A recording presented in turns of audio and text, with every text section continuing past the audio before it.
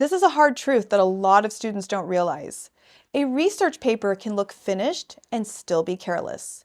It can have polished sentences, credible sources, parenthetical citations, and a confident tone, and still make claims it hasn't earned. It can overstate evidence. It can flatten a source until the source barely resembles what it actually argued. It can drop in quotes without explaining why they matter. And it can sound academic while still avoiding the real work of scholarly writing, which is, of course, judgment. And because these are mistakes that I see in student papers every single year without fail, I wanted to address them in this lecture. Specifically, I want to talk about what writers become responsible for once they start making claims with evidence and once they start using other people's research as part of their own argument. So if you are an instructor or a student, stick around because this lecture could save you a lot of frustration, time, and trouble. If this is your first time here, my name is Dr. Whitney Kosters, and I have been teaching literature, writing, rhetoric, and research for over 20 years. On this channel, I focus on the parts of academic writing that students are often expected to know how to do without ever being clearly shown how, like how to critically think, how to annotate a book, or how to come up with a topic for an assignment, just to name a few. So if that kind of instruction is useful, be sure to subscribe here on YouTube and TikTok because I have hundreds of lectures on literature and writing just for you. Now, the moment you bring research into a paper, your job as a writer changes because the paper is no longer just about having an opinion or filling space or arranging information. Now, it's an active responsibility. Responsibility to the claim, to the source, and to the reader. So let's start with the claim. A lot of weak research writing goes wrong because a writer says more than the source can support. A study finds a correlation and the paper suddenly rewrites that as proof of causation. A source studies one population in one setting and the paper turns that into a claim about everyone, everywhere. A researcher offers a cautious finding with limitations, and the student summary suddenly sounds absolute. Those are not small changes. They are changes in meaning. So one of the most important questions a writer can ask is, have I earned this sentence? That's a serious question because it forces the writer to slow down and look at the relationship between the wording of the claim and the strength of the support underneath it. If the sentence says proves, is that true? If it says clearly shows, is that really what the source did? If you use a universal sounding sentence, but the evidence you're working with is narrow, then your claim has outrun the support, and that becomes scholarly irresponsibility. So you have to be mindful of that. Now, let's turn to sources because I think a lot of students think source responsibility begins and ends simply with citation. And I'm here to tell you that it doesn't. Now, citing a source matters, of course, but source responsibility also means representing the source fairly. Students do this all the time, often without realizing how much damage it does. But once information gets reshaped that way, the reader walks away with a distorted version of the source, and that distortion affects what the reader thinks they know. So when you bring a source into your paper, you are responsible for handling it carefully and accurately. Think about how often this happens online now.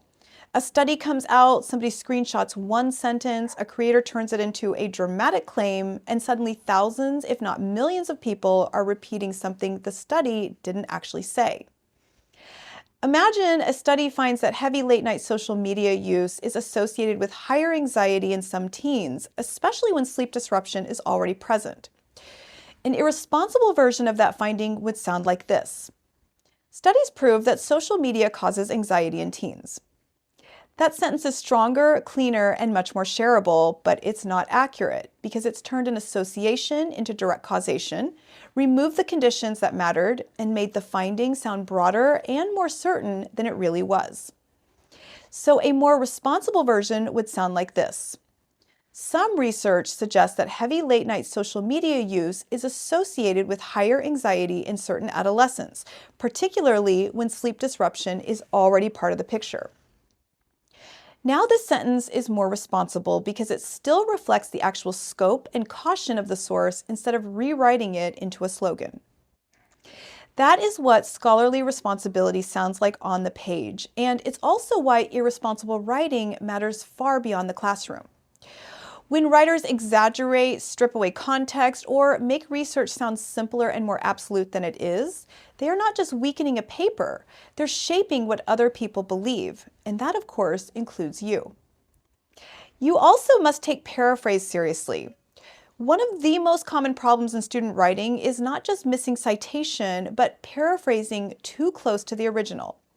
Students tend to change a few words, but then they leave the sentence structure almost unchanged, and so the source's phrasing ends up doing most of the work. This is a problem because you're showing that you've not actually processed and restated the idea in your own language and structure. So when you paraphrase, put the original next to your sentence and ask, did I truly rewrite this idea or did I just swap out a few words? Now, let's turn to the reader because scholarly responsibility also includes reader responsibility. A paper should not make the reader do unnecessary labor. The reader shouldn't have to guess the point of a paragraph, guess why a quote appears where it does, or guess how the evidence connects to the larger claim. If a connection matters, you have to make it visible. A paragraph is not doing real reasoning just because it includes a quote, cites the source, and sounds academic. The writer may understand why the quote matters, but if the paragraph never explains that significance, the reader is the one forced to connect the dots. Now, this is why just having evidence is never enough, because evidence has to be framed, interpreted, and connected. Otherwise, the paper will simply sound like it's collecting sources instead of building thought. Basically, responsible evidence use is not just about avoiding plagiarism. It's truly about making sure evidence is doing the right kind of work. A statistic can show scale, but it may not explain lived experience. An anecdote can illustrate experience, but it can't establish prevalence. A quote can provide language and authority, but it can't replace analysis. One of the marks of a mature research paper is that the writer understands what the evidence can and can't do. So where does revision enter in this picture? Well, revision is the stage where all of these responsibilities can finally be checked because it's the time when you can stop looking at the draft as intention and start looking at it as performance. Not what you meant, what the paper actually says. Not what you hoped the paragraph would imply, what it actually makes clear. Not whether the source was cited somewhere, whether the source was used accurately and responsibly. So when you sit down to revise responsibly, ask yourself these questions. What exactly is this paragraph claiming? What evidence supports that claim? Does the wording of the claim match the strength of the support? Is the source being represented fairly? Did I make the logic visible to the reader? Did I leave out a limitation that matters? Did I paraphrase too closely? Am I asking this evidence to do more than it can actually do? These questions are important because they hold you accountable as the writer. Now, one thing I have my students do is called a claim audit. I have them go through their paper and underline the major claims in each paragraph and then ask whether the support beneath each one is actually strong enough to justify the wording. This is when many of my students discover that they've used language like proves, shows that everyone, always leads to, or clearly demonstrates when the evidence is much narrower or more cautious than that. The sentence may sound strong, but strength is not the same thing as accuracy. If you need help with the actual process of revision, be sure to check out my video on that topic, which is linked below. Another check is a source audit. Look at every quote and paraphrase in the paper and ask, why is this here? What specific point is it supporting? Have I explained its relevance? And does my framing match the source fairly? If the source gave a more limited or qualified claim than the one in the paragraph, that needs to be fixed. And lastly, there's the reader audit. Read the paragraph as if you were encountering a cold. Would a reader understand why this evidence appears here and what it's supposed to do? Or is the writer relying on the reader to build that bridge? That's the kind of check that turns a draft from merely researched into actually responsible. Because the larger point here is that research writing is not just about having information. It's about handling information with care, making claims that are answerable to evidence, and representing sources honestly.